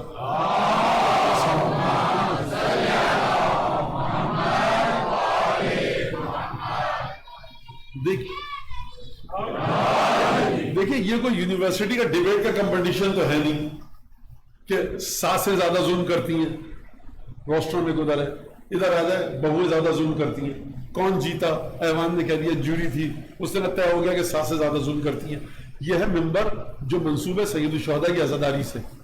جہاں پر بھی ظلم ہے اس کو ختم کیا جائے، روکا جائے، اور گھروں کو اہل بیت کے طریقوں کے مطابق لایا جائے. نہ میں ساسوں کو کلین چٹ دینا چاہ رہا ہوں، نہ بہوؤں کو. جہاں جس کا زور چلتا ہے وہ غلط کام کرتے ہیں. حد سے زیادہ دخالت دینا معاملے کے اندر. اگر ایک بھائی کا فائنینشیل اسٹیٹس بہت اونچا ہے، اماں کی لاٹھی چل رہی ہے کہ دوسرے بھائی کے ساتھ تم یہ کام کرو، اس کی بیوی کو وہی دو جو تم نے دیا، کیوں ظلم کو آپ ترویج دے رہی ہیں؟ آپ ظلم کو ختم کیجئے. آپ سپورٹ کر رہی ہیں ظلم کو ان چیزوں کے ذریعے. سمجھائیے کہ ہر شخص اپنے فائنینشیل اسٹیٹس کے ساتھ زندگی گزارے. کوئی شخص کبھی بھی ایک ساتھ نہیں رہ سکتا. بہرحال میری بات امیدیں سمجھ گئے ہوں گے جو میں نے یہ بات کہی کہ وہ شخص، وہ بچہ کبھی بھی فلاح نہیں پائے گا. میرے خیال سے سمجھ گئے ہوں گے کہ نیولی میرڈ ہے آپ، اور آپ بالکل ینگ کپل، اور اس کے بعد وہ ایک کمرے میں پوری فیملی رہ رہی ہے. اس کا مطلب کیا ہے؟ جا سکتے ہیں لیکن وہی گھسی پٹی فکر، وہی عجیب احمقانہ باتیں. کیا مطلب ہے اس کا؟ تو ہم کو اہل بیت کی تعلیمات کے مطابق آنا چاہیے. بیٹا ڈولی میں جا رہی ہو، تابوت نکلے، یہ کون سی بات ہے؟ کس امام نے کہا؟ یہ کس امام نے کہا؟ بدترین کام طلاق ہے، لیکن شریعت میں رکھا ہے نا، کوئی تو مورد ہوگا. یہ کون سی بیوقوفی کی بات ہے؟ بیٹا دیکھو ڈولی میں جا رہی ہو، تابوت میں واپس آنا، کون سی قرآن کی آیت ہے؟ منطقی طریقے سے سمجھ بوجھ کر، احادیث اہل بیت کے ذریعے، اخلاق کے ذریعے. لہٰذا محبت اہل بیت کا مطلب یہ ہے کہ اہل بیت نے زندگی کے جن جن مراحل میں آپ کو جو کام کرنے کا حکم دیا ہے، آپ اس کام کو اس انداز کے مطابق انجام دیجئے. آپ اس کام کو اس کے مطابق انجام دیجئے. لہٰذا جو میں نے نام دیا اور آپ نے درود بھیجا تھا، ہمارے چوتھے امام کہ جن کو ہمارے بچوں سے پوچھا جائے بیمار کربلا، اس کے علاوہ ہم اس سے آگے معمولاً نہیں جانتے. یا کچھ خطبے ہیں امام سجاد کے جو ہم پڑھتے ہیں، مطالعہ کرتے ہیں، ان پر گفتگو ہوتی ہے. امام سجاد علیہ السلام نے رسالت الحقوق ہے کہ جہاں پر امام نے 50 قسم کے حق گنوائے ہیں. باپ کا اولاد پر حق، انسان کا بیوی پر حق، انسان کا ماں باپ پر حق، انسان کا انسان کے اعضاء و جوارح پہ حق، انسان کا انسان کی آنکھوں پر حق، زبان پر، کان پر، پیٹ پر، شہوتوں کے جو مراکز ہیں ان پر جو انسان کا حق ہے، انسان کا دولت پر جو اس کی حق ہے. 50 قسم کے حق امام سجاد نے گنوائے ہیں. اگر یہ 50 قسم کے حق گنوائے ہیں تو خولی، سنان، شمر یا حرملہ کے لیے گنوائے ہیں کہ تم کو میں رسالت الحقوق بھیجوں گا پڑھو، یا ان کے لیے جو امام سجاد کو سید ساجدین کہہ کر ماتم کرتے ہیں، گریہ کرتے ہیں، ان کے لیے ہیں۔ ہر گھر میں رسالت الحقوق ہونا چاہیے، اور ہر مرد اور عورت کو پڑھنا چاہیے کہ جس کے بعد انسان اپنی زندگی کو امام سجاد کے بتائے ہوئے رستوں کے مطابق لے کر چلے۔ آج کل صاحب مولانا وہ ہو گئے مولانا، یہ علم عرفان کیا ہوتا ہے؟ خوب توجہ کیجیے گا، پوری سمجھ بوجھ کے ساتھ گفتگو کر رہا ہوں مولانا، پھر کہیں چلے گا نہیں، جو بالکل سوچ کے آئے گا اس کے مطابق گفتگو ہو رہی ہے۔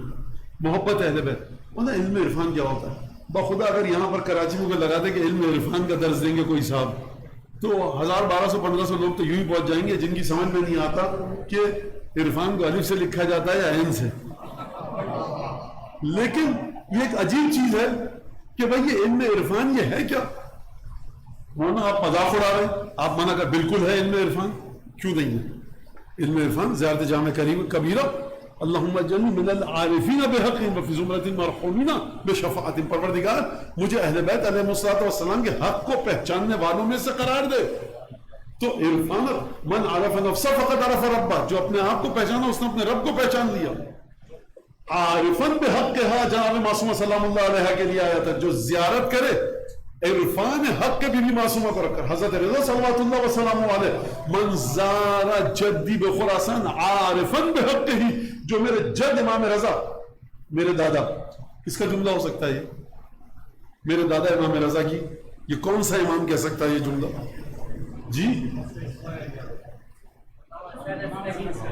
امام حسن عسکری بھی کہہ سکتے ہیں، امام علی نقی بھی کہہ سکتے ہیں، بعد امام علی نقی علیہ السلام کا جملہ کہ جو میرے جد کی زیارت کرے خراسان میں عارفن بحق ہی، حق کی معرفت رکھ کر، وجبت لہو الجنہ، جنت کا حقدار ہے۔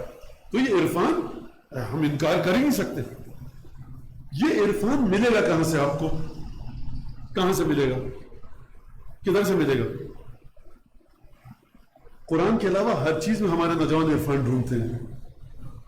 نہج البلاغہ کے علاوہ 10 کتابوں میں چلے جائیں گے، صحیح سجادی کے علاوہ ہزاروں کتابوں میں چلے جائیں گے، رسالۃ الحقوق کے علاوہ وہ درس عرفان ہو رہا ہے۔ یہ تو بتاؤ کہ تم صبح کو اٹھتے کتنے بجے ہو میاں؟ جب تک سورج کی شعاعیں جس بچے کے وجود کو تپش کا احساس نہ وہ نہیں اٹھتا، وہ عرفان کی بات کرتا ہے۔ سورج نکل گیا اٹھو تو کہاں گیا عرفان؟ میاں بہ گیا نالی میں۔ زبان پہ قابو نہیں ہے۔ امام سجاد فرمانے آنکھ کا حق کیا ہے بتاؤ، اس کو حق ادا کرو۔ کان کا حق، زبان کا حق، آنکھوں کا، سماعت کا، پیٹ کا، وما تحت البطن، بطن وما تحت البطن، شکم اور زیر شکم کا حق کیا ہے، شہوتوں کا حق کیا ہے، ماں کا کیا حق ہے، باپ کا کیا حق ہے، بیوی کا کیا حق ہے، اولاد کا کیا حق ہے، پڑوسی کا کیا حق ہے، نوکروں کا کیا حق ہے، تمہاری دولت کا کیا حق ہے۔ خدا یہ سمجھو، اگر اس حق کو دیا تو ظلم نہیں کیا آپ نے، اور حق کو روک لیا تو کیا کیا؟ ظلم کیا۔ یعنی کیا مطلب ظلم کیا؟ نعمت خدا بھی چھین سکتی ہے، عذاب الہی بھی آ سکتا ہے مالک اشتر کے حق کے مطابق۔ تو سرکار جب تک ظلم پر ہوں میں تو کیا خاک عرفان کے مرحلے پہ آؤں گا؟ اور یہ ظلم کو پہچانا کیسے جائے؟ کچھ آپ کے 12 امام تھے، کبھی کبھار ان کی کتابیں بھی کھول کے دیکھ لیا کیجیے۔ ایک ہستی گزری ہے، ان کا نام تھا امام سجاد۔ بیمار کربلا تک محدود مت کیجیے، علم کا دریا اور خزانہ ہے امام سجاد کی ذات۔ مدد مانگنا سیکھیے امام سجاد علیہ السلام سے، استغاثہ کیجیے امام سجاد کی بارگاہ میں، توسل کیجیے امام سجاد کی بارگاہ میں، اور بچوں کو لا کر گھر میں رکھ لیجیے، اور صبح ایک کام کیجیے اور شام کھول کے پڑھیے مت۔ ایک ڈسٹر لے کر اس کی گھر جھاڑ کر رکھیے، بچہ دیکھتا رہے کہ میرا باپ روزانہ ایک کتاب رسالت الحقوق اس کی گھر جھاڑ کے رکھتا تھا، شاید بچہ پڑھنے لگے۔ ہماری نسل تو نہیں پڑھ پائی، لہٰذا اب چلیے دوبارہ قرآن کی آیت کی طرف۔ قل حبیب ان سے کہہ دو ما اسألکم علیہ من اجر، میں تم سے کوئی اجر نہیں مانگتا مگر الا من شاء یتخذ الی ربہ سبیلا، جو خدا تک رستہ انتخاب کرنا چاہے وہ آ کر محبت اہل بیت کرے۔ تو یہ عرفان خدا کا چاہیے، ہنومان جی کا چاہیے، شنکر جی کا چاہیے، درگا مائی کا چاہیے، گرو نانک جی کا چاہیے۔ کس کا چاہیے عرفان؟ خدا کا۔ تو خدا قرآن میں کہہ رہا ہے کہ جو اجر رسالت دے گا رسول کو وہ خدا کی معرفت کے مرحلے پر جا سکے گا۔ لہذا بنیادی چیزیں مودت اہل بیت۔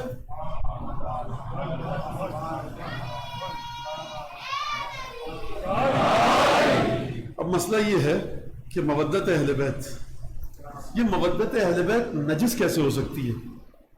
اگر مولانا یہ کہ آپ نے بڑی عجیب بات کر دی بے تکی، مودت اہل بیت نجس، بھائی قرآن کا صفحہ نجس ہو سکتا ہے کہ نہیں ہو سکتا؟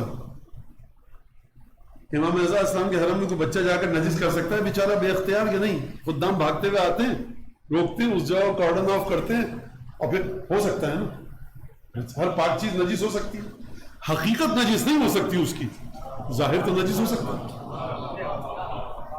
ہے کہ نہیں؟ خانہ کعبہ میں جائیے کوئی، پھر وہاں پہ وہ خیر وہ سلسلہ ہے سارا سب آپ کے سامنے، مسجد نجس ہو جاتی ہے تو پاک کرتے ہیں ہم مسجد۔ محبت اہل بیت کیسے نجس ہوگی؟ محبت اہل بیت نجس کیسے ہوتی میں آپ کو بتاتا ہوں۔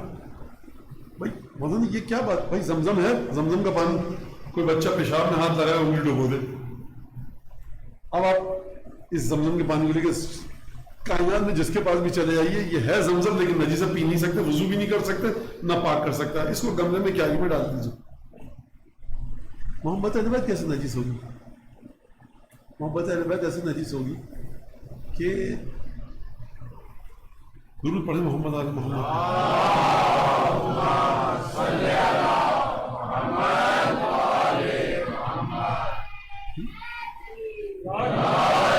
لا تجد قوما يوادون لا تجد قوما يؤمنون بالله واليوم الآخر يوادون من حاد الله ورسوله۔ حبیب دیکھو، جو اللہ اور قیامت پر ایمان رکھتا ہے نا، تم کسی میں یہ خصوصیت نہیں پاؤ گے، جو اللہ پر اور قیامت پر ایمان رکھتا ہے اس میں یہ خصوصیت نہیں ہوتی کہ ان سے مودت رکھے جو اللہ کے اور رسول کے دشمن ہیں۔ یہ مودت اہل بیت نجس کیسے ہو سکتی کہ اللہ اور رسول کے دشمن کا رتی برابر بھی مودت آئی، مودت ہو گئی نجس؟ بولنا یہ کیسے؟ سوئی میں نجاست لگائیے اور ڈال دیجیے اس کو گلاس میں آب زمزم کے، نجس بولنا سوئی کی نوک کے برابر ہو گئی نجس۔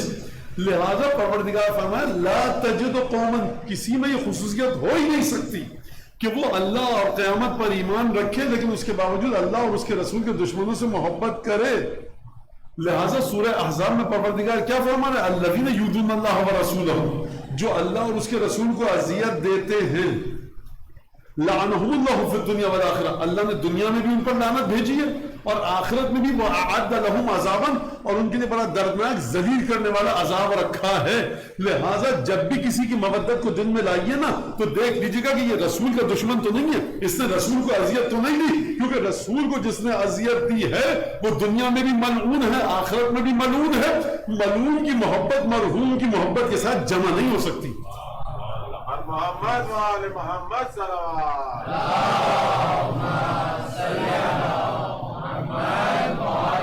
اور جب جمع نہیں ہو سکتی تو بھی اللہ من شاء یتخذ الی ربہ سبیلا، آپ رسول خدا کو مودت دینے ہیں، یا رسول اللہ یہ دیکھیے ہمارے دل میں آپ کی حال کی مودت ہے۔ رسول خدا ایک دفعہ دیکھیں گے کہیں گے اس میں یہ نجاست ہے دکھنی ہے کچھ مجھے، یہ کیا ہے؟ رسول اللہ اس کو چھوڑیے، اچھے لوگ تھے نماز وغیرہ پڑھتے تھے، رسول خدا یہ جواب دیں گے، میں کہہ رہا ہوں دیں گے، ہو سکتا ہے کہ تمہاری سمجھ میں یہی بات نہیں آئی اتنی موٹی کہ ہمارے دشمن کو ہمارے بچوں کے ساتھ رکھ رہے ہیں، جنہوں نے ہمارے بچوں کو اذیت دی، جنہوں نے ہم کو اذیت دی، ان کو ساتھ رکھ کر اللہ تک کے راستے پر جانا چاہتے ہو؟ کیا بات کر رہے ہو تم؟ لہذا عرفان کا پہلا مرحلہ کیا ہے؟ مودت اہل بیت، اور پھر اس کے بعد ہر چیز کا جو حق خدا نے رکھا ہے آپ کی ذات میں، آپ اس حق کو ادا کیجئے۔ جب تک اس حق کو ادا نہیں کریں گے آپ مرحلے ظلم پر ہیں۔ جب مرحلے ظلم پر ہیں تو وہ تمام حدیثیں جا کر دیکھیے آپ کہ ظلم کے کتنے درجات ہیں، ظلم کتنی طرح کا ہے، اور اس طرح سے پروردگار متعال نے رب العزت نے ظلم کرنے سے منع کیا ہے انتہائی شدید طریقے سے۔ خدا ہم سب کو بچائے ظلم سے۔ اور ظلم وہ چیز ہے کہ جس کے ذریعے اہل بیت کے حق کو غصب کیا گیا، یہ وہ چیز ہے۔ لہذا جب یہ قافلہ چلا اور اس کے بعد یہ بیویاں سید الشہداء کا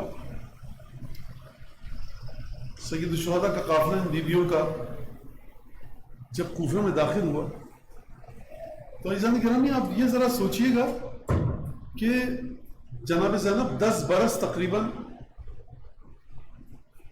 رہی ہیں،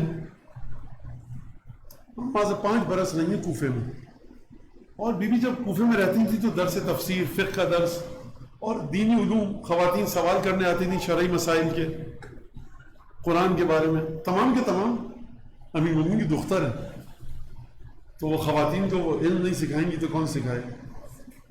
اب ایک دفعہ جب کوفے میں آئی ہیں بی بی تو یقیناً جب مسجد کوفہ کو دیکھا ہوگا تو امیر المومنین یاد آئے ہوں گے، امام حسن یاد آئے ہوں گے، یہ پرانی یادیں جناب زینب کی، اور جس وقت موجود ہے منظر نگاہوں کے سامنے وہ بھائیوں کے، بیٹوں کے، بھتیجوں کے سر ہیں، بھانجوں کے سر ہیں، اور کس طرح سے کوفے میں وارد ہوئی ہیں بے کجاوہ بے محمل کے اونٹوں پر، اور جو کربلا سے جب یہ قافلہ چلا ہے نا عزیزان گرامی، تو ظہر روز 11 یعنی 11 محرم کی صبح کو چلا ہے تقریباً، اور شام کے وقت یہ قافلہ کوفے پہنچ گیا تھا کربلا سے، یعنی اتنی تیزی سے چلاتے ہوئے لائے تھے ان بیبیوں کو کہ جو اماریوں میں نہیں تھی، ان کے سروں پر سایہ نہیں تھا، ان بیبیوں نے ابھی اپنے پیاروں کی لاشوں کو دیکھا، ٹکڑے ٹکڑے ہوئے اجسام اور اجساد کو دیکھا۔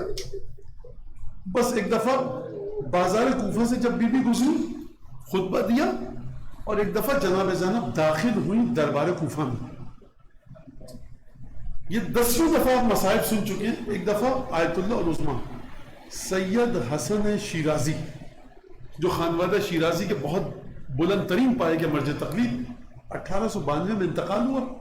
اسی جملے پہ میں مصائب کو ختم کر دوں گا، کیونکہ اتنے بڑے عظیم الشان جناب آغا شیرازی کا یہ جملہ ہمارے لیے ایک سند کی حیثیت رکھتا ہے۔ 1892 میں انتقال ہوا۔ ایک دفعہ 11-12 محرم میں ایک شاگرد آئے جو خود عالم دین، خود مجتہد، اور انہوں نے جملہ پڑھا، حضرت آیت اللہ تشریف فرما، آیت اللہ العظمیٰ سید حسن شیرازی، اور شاگرد نے اگر یہ جملہ پڑھا دخل زینب علی ابن زیاد، زینب ابن زیاد کے دربار میں داخل ہوئی، اور اس کے بعد جو ذاکر تھا وہ گفتگو پڑھنا چاہتا تھا جناب زینب کی عبید اللہ ابن زیاد سے، کہ اچانک آیت اللہ نے اپنا امامہ پھینکا، منہ پر تماچے مارے اور ماتم کرنا شروع کیا۔ کہا کہ رک جاؤ رک جاؤ۔ کہا سرکار یہ تو مصائب کا پہلا جملہ ہے، میں کیسے رکوں، ابھی تو مجلس کا آغاز ہوا ہے۔ تو آیت اللہ نے ایک جواب دیا، ایک جملہ کہا کہ اس جملے کا حق ادا ہونے دو۔ فرمایا سرکار میں نہیں سمجھا کہ حق ادا ہونے دو کا مطلب کیا ہے۔ کہا کہ علی ابن ابی طالب کی بیٹی عبید اللہ ابن زیاد جیسے فاسق و فاجر، بدکار، بد کردار، نجس انسان کے سامنے آئے، عبید اللہ بلند مقام پہ تخت پہ بیٹھا ہو، رسول کی بیٹی رسم بستہ دربار میں قیدیوں کی طرح حاضر ہو۔ اب اس کے بعد بھی کوئی مصیبت باقی رہ گئی ہے، لیکن میں جملے کو مکمل کروں۔ اب یہاں سے میرا جملہ ہے کہ جناب مرحوم بحر العلوم نے لکھا کہ ایک دفعہ جناب امیر سید الشہداء قرآن کی تلاوت فرما رہے تھے، اس دخلت علیہ زینب، اس یہاں تک کہ ایک دفعہ حسین کی بہن زینب حسین کے حجرے میں داخل ہوئی، فوضع القرآن، حسین نے قرآن کو بند کیا، ایک مناسب مقام پر رکھا، وقام اجلال اللہ، ایک دفعہ اپنی بہن کے احترام میں پورے قد کے ساتھ کھڑے ہوئے۔ میں کہوں گا شہزادی زینب آپ کے صبر کو سلام ہے، حجت ابن الحسن آجرک اللہ عزم اللہ اجورنا اجورکم۔ میں کہوں گا مولا جب آپ کی پھوپھی ابن زیاد کے دربار میں گئی ہوں گی، وہ منظر بھی یاد آیا ہوگا کہ میرے سامنے جنت کے جوانوں کا سردار قرآن کو رکھ کے کھڑا ہو گیا تھا، اور یہاں یہ فاسق و فاجر، میں کہوں گا بی بی دل پر چھریاں چل گئی ہوں گی، یاد آیا ہوگا، لیکن وہ مدینہ تھا، یہ کوفہ ہے، رسم بستہ ہے، نو کے نیزہ پر حسین کا سجدہ۔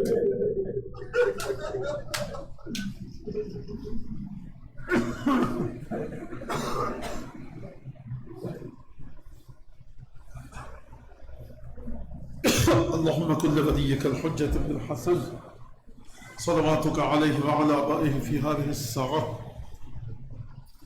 وفي كل ساعة وليا وحافظة وقائد وناصرة ودليل معينة حتى تسكنه أرضك طوعا وتمتعه فيها طويلا.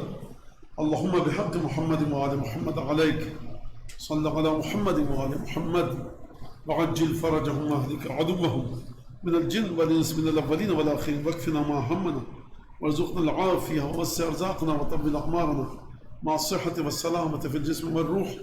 ربنا تقبل منا إنك أنت السميع العليم وتوب علينا إنك أنت التواب الرحيم بجاه محمد وأهل بيته الأطيبين.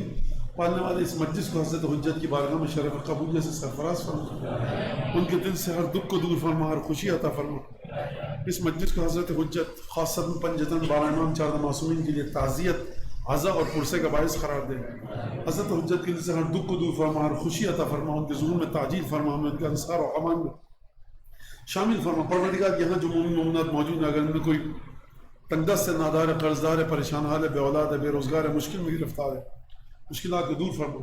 پچھلے سال تک جو لوگ ہمارے درمیان اس فرش عزا پر موجود تھے پروردگار، اور اس سال نہیں ہیں، ان کی مغفرت فرما۔ جو لوگ اس وبا میں، پینڈمک کے، اس کرونا کووڈ-19 میں مبتلا ہیں، شفا کامل عاجل عنایت فرما۔ بحق حضرت زینب، بحق ابو الفضل عباس، بحق امام باب الحوائج امام موسیٰ کاظم، بحق جناب سید نفیسہ خاتون، ان چاروں ہستیوں کی قسم دیتے ہیں، شفا کامل عاجل عنایت فرما۔ جو مومن مومنہ گھر میں بیٹھ کر مجلس سن رہے ہیں، میرے خیال سے گھروں میں بھی یہ مجلس جا رہی ہے نہیں جا رہی مجھے نہیں پتہ، گھروں میں بیٹھ کے سن رہے ہیں، یہاں پر موجود ہیں مومن مومنات، ان کی حاجتوں کو پورا فرما۔ پروردگار جو کوئی بھی حاجت دل میں لے کر آیا ہے، شرم اور حیا کی وجہ سے اسے زبان پر نہیں لا سکتا، پورا فرما۔ مجھ سے پروردگار جو میسیج کے ذریعے، آپ سے، ہم سب سے جو میسیجز کے ذریعے، پیغامات کے ذریعے جن جن حاجتوں کی، مرادوں کی، دعاؤں کی، تمناؤں کے پورا ہونے کی درخواست کی ہے، پروردگار ان تمناؤں کو، دعاؤں کو پورا فرما۔ پروردگار ہمیں ذوی الحقوق، اعزاء، اقربا، والدین، محسنین، جنہوں نے ہمیں نیک چیزیں سکھائیں، بیوڑی سے سید الشہداء کی جو وابستہ تھے، علماء، ذاکرین، خطبہ، مرثیہ، سو، سلام، نوحہ، قصیدہ خان، جو بھی جس حوالے سے بھی فرش عزا سے وابستہ، پروردگار ان کی مغفرت فرما، اور اگر زندہ ہیں تو صحت و سلامتی عطا فرما۔ اس امام باڑے میں جو ذکر ہو رہا ہے، جس نے بھی جس حوالے سے بھی اس ذکر میں حصہ لیا ہے، پروردگار اس کے اس ذکر کو سید الشہداء کی بارگاہ میں قبول فرما۔ پروردگار یہ جو آنسو بہیں یہاں پر، ان آنسو پر رحم فرما۔ تجھے جناب زینب کی مظلومیت کا واسطہ، ہمارے پاس پنجتن میں دروازے کے علاوہ کوئی دروازہ نہیں ہے، اگر کوئی اور دروازہ ہے تو اس دروازے کا پتہ بتا دے، ورنہ انہی کے صدقے میں ہماری حاجتوں کو قبول فرما۔ اور پروردگار حضرت حجت کی بارگاہ میں ہمارے خالصانہ ترین سلاموں کو پہنچا۔ پروردگار ہم اس لائق نہیں کہ اپنے امام کی بارگاہ میں سلام پہنچا سکیں، پروردگار امام کے کرم کے صدقے میں ہمارے سلام کو ہمارے امام زمانہ تک پہنچا، ہمیں اس قابل بنا کہ ہمارے زمانے کے امام ہمارے لیے قبول کر سکے۔ ایک دفعہ الحمد، ایک دفعہ قبول اللہ پڑھ کے بخشتی ہے۔ جو میں نام دے رہا ہوں، فیروزہ بانو بنت بچو بھائی، عابدہ خاتون بنت دوست محمد، رمضان علی ابن بہادر علی، محمد علی دھنجی، شیرین بھائی، لاکھانی دھنجی، پنجوانی خاندان کے تمام معلومات۔ بسم اللہ الرحمن الرحیم، الحمد للہ رب العالمین، الرحمن الرحیم، مالک یوم الدین،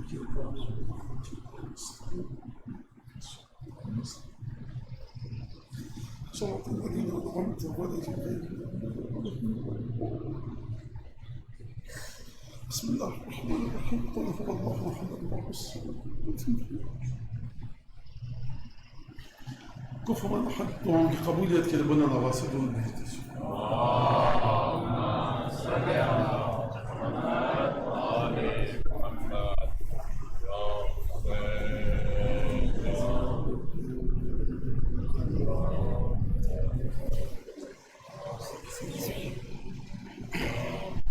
یا حسین یا حسین یا حسین یا حسین یا حسین یا حسین یا حسین حسین یا حسین یا حسین یا حسین یا حسین یا حسین یا حسین یا حسین یا حسین یا حسین یا حسین یا حسین